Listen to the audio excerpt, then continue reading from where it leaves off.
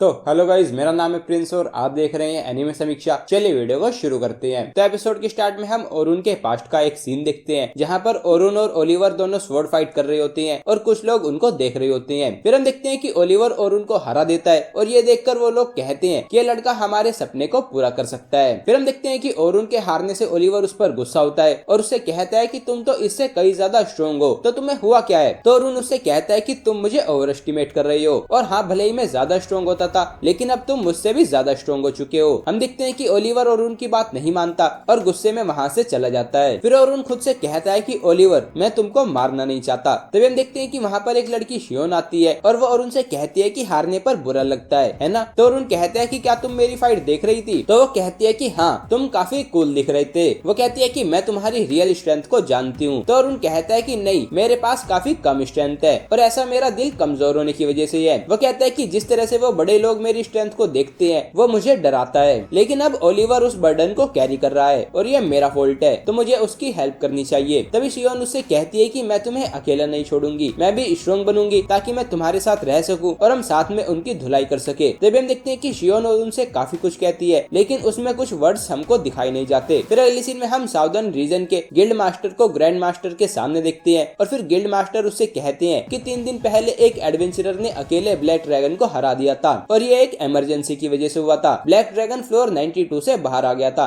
ये सुनकर grand master कहता है कि शायद ये वेस्ट के डंजन के क्लियर होने का इफेक्ट होगा। फिर वो गिल्ड मास्टर से पूछता है कि क्या उसे ओलिवर ने हराया था। तो हम देखते हैं कि गिल्ड मास्टर उसको मना कर देते हैं। तो सुनकर वो कहता है कि कहीं वो ओरुन तो नहीं। तो गिल्ड मास्टर कहते हैं कि क्या आपको ओरुन के बारे में पता है। तो फिर ग्रैंड मास्टर मन में सोचता है कि अगर ओरुन इतना स्ट्रॉन्ग है तो उसे फ्लोर बॉस को हराने के लिए नहीं चुना जाना चाहिए था। फिर वो गिल्ड मास्टर से पूछता है कि क्या ओरुन नॉर्मल से अलग एक्ट कर रहा है। तो गिल्ड मास्टर कहता है कि नहीं, वो नॉर्मली एक्ट कर रहा है। तो सुनकर ग्रैंड मास्टर सोचता है कि तो इसका मतलब वो उसकी ओरिजिनल स्टेट में नहीं लौटा है और उसने किसी और तरीके से ब्लैक ड्रैगन को हराने की पावर गेन कर ली है। फिर ग्रैंड मास्टर गिल्ड मास्टर से कहते हैं कि अगर ओरुन के साथ कुछ भी हुआ तो एकदम से मुझे बता देना। फिर सीन चेंज होता है और हम देखते हैं कि एक एडवेंचरर्स की पार्टी ने कुछ लोगों को मार दिया होता है और फिर हमें पता चलता है कि उनमें शियोन भी होती है। फिर एक एडवेंचरर शियोन से पूछता है कि अब हमें क्या करना चाहिए। तो वो कहती है कि अब काफी समय तक यहाँ ईस्टर्न ग्रेट डंजन में कोई भी पावरफुल एडवेंचरर नहीं आएगा, तो हमें यहाँ से चले जाना चाहिए। तभी हम देखते हैं कि वहाँ पर एक मैसेंजर अपीयर होता है और वो शियोन से कहता है कि हेडक्वार्टर से मैसेज आया है। साउदर्न ग्रेट डंजन में कोई इतना पावरफुल है जो ब्लैक ड्रैगन को अकेले ही हरा सकता है। तुम्हें उससे मिलकर ये समझना है कि क्या वो हमारा एनिमी है और अगर वो हमारा एनिमी हुआ तो तुम्हें उसको मारना है। फिर वो मैसेंजर कहता है कि हेडक्वार्टर का मानना है कि वो चर्च की साइड है। फिर शियोन कहती है कि इतनी कम इन्फॉर्मेशन का मतलब ये है कि वो ओलिवर तो नहीं है। फिर हम देखते हैं कि वो मैसेंजर वहाँ से गायब हो जाता है और फिर वो सभी भी वहाँ से जाने लगते हैं। फिर शियोन मन में सोचती है कि मैं उस जगह पर वापस नहीं जाना चाहती, लेकिन मैं ही इससे डील कर सकती हूँ। फिर वो सोचती है कि अगर वो सच में उतना स्ट्रॉन्ग है तो साउथ भी वेस्ट की तरह जल्दी तबाह हो जाएगा और मुझे वो होने से रोकना होगा। वो कहती है कि उसके मरने पर मैं उसकी विल को कैरी करूंगी। वो कहती है कि ओरुन, जिससे मैं सबसे ज्यादा प्यार करती थी, लेकिन मैं उस दिन को कभी नहीं भूल सकती। और फिर हम उसके पास्ट का एक सीन देखते हैं जहाँ उसको एक लेटर दिया जाता है और उस लेटर में ओरुन के मर जाने की खबर होती है। फिर वो कहती है कि भले ही मैं अकेली हूँ लेकिन मैं फाइट करूंगी और उन चर्च के सभी लोगों को मार दूंगी जो ओरुन की मौत के जिम्मेदार हैं। फिर अगले सीन में हम ओरुन को सिल्वर रैबिट के हेडक्वार्टर में सभी हायर अप्स के सामने देखते हैं और फिर विंस उन सभी को ओरुन की अचीवमेंट्स बताता है और उसकी काफी तारीफ करता है और फिर वो सभी से कहता है कि मैं ओरुन को नाइट स्काई सिल्वर रैबिट का लेफ्टिनेंट बनाना चाहता हूँ। विंस उनसे कहता है कि इसके लिए एग्जिस्टिंग लेफ्टिनेंट की परमिशन चाहिए होगी, इसलिए मैं तुम सभी के वोट चाहूंगा। तभी एक आदमी विंस से कहता है कि वोट से पहले मैं इससे बात करना चाहता हूँ। फिर वो ओरुन से पूछता है कि सभी तुमसे काफी ज्यादा एक्सपेक्ट करते हैं, लेकिन क्या तुम क्लैन के लिए अपनी जान देने के लिए रेडी हो। वो आदमी कहता है कि क्लैन के मेंबर्स के लिए क्लैन ही सब कुछ होती है और इसलिए हमें उसे प्रोटेक्ट करने के लिए जो हो सके वो करना चाहिए। ये सुनकर ओरुन मन में सोचता है कि मैं ये समझता हूँ, लेकिन उस दिन मैंने खुद से एक प्रॉमिस किया था जो मैं कभी नहीं तोड़ूंगा। और फिर वो उस आदमी से कहता है कि मैं क्लैन के लिए अपनी जान नहीं दूंगा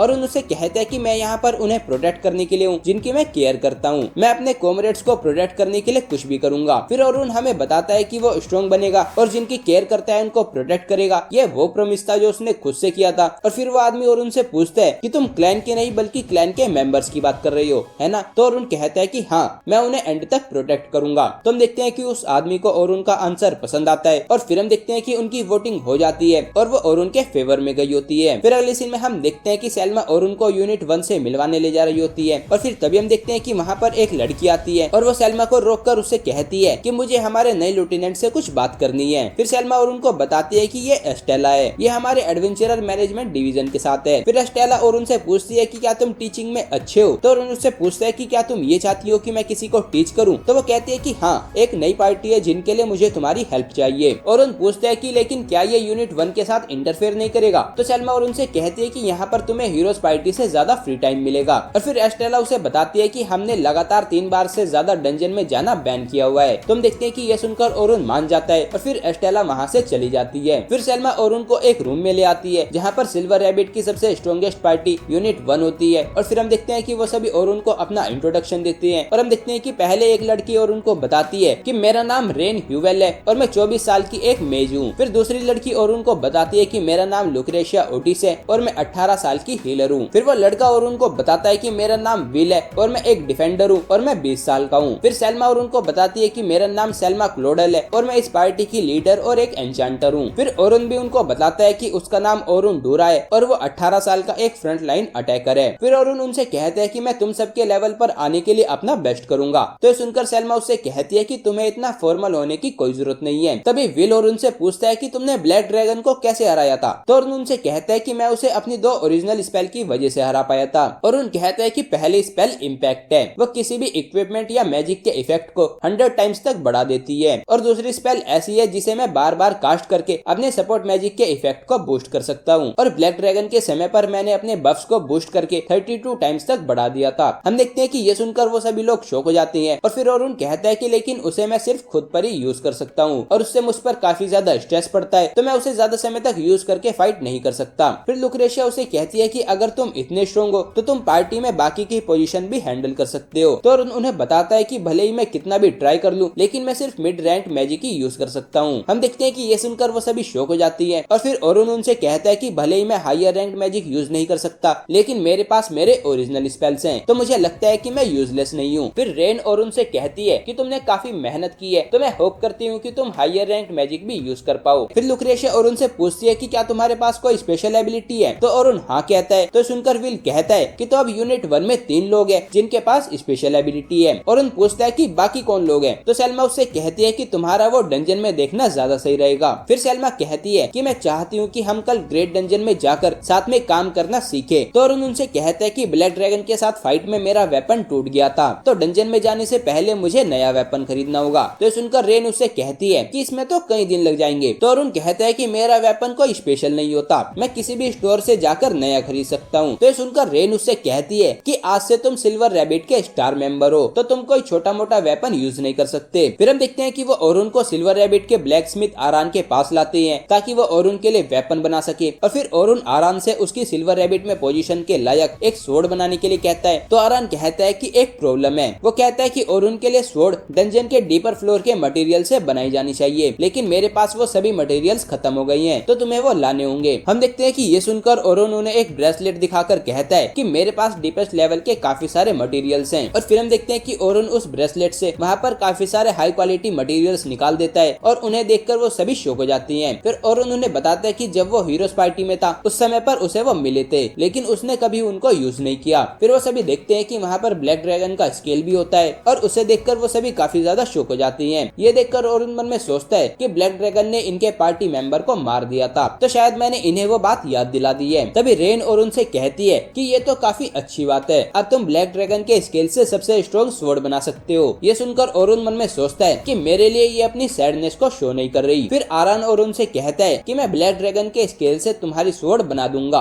तो क्या तुम्हें कुछ और भी चाहिए। तो हम देखते हैं कि ओरुन सोचने लगता है। तो सेल्मा उसे कहती है कि अच्छे से टाइम लेकर आरान को सब कुछ बताना कि तुम क्या चाहते हो। तो ओरुन कहता है कि ठीक है और फिर हम देखते हैं कि एपिसोड यहीं पर एंड हो जाता है। तो गाइस ये था episode 8 of the jack of all trade party of none. अगर आपको ये वीडियो पसंद आई है तो वीडियो को लाइक कीजिए, चैनल को सब्सक्राइब कीजिए, प्रेस कीजिए बेल आइकन को। मैं मिलता हूँ आपसे नेक्स्ट वीडियो में। Thank you.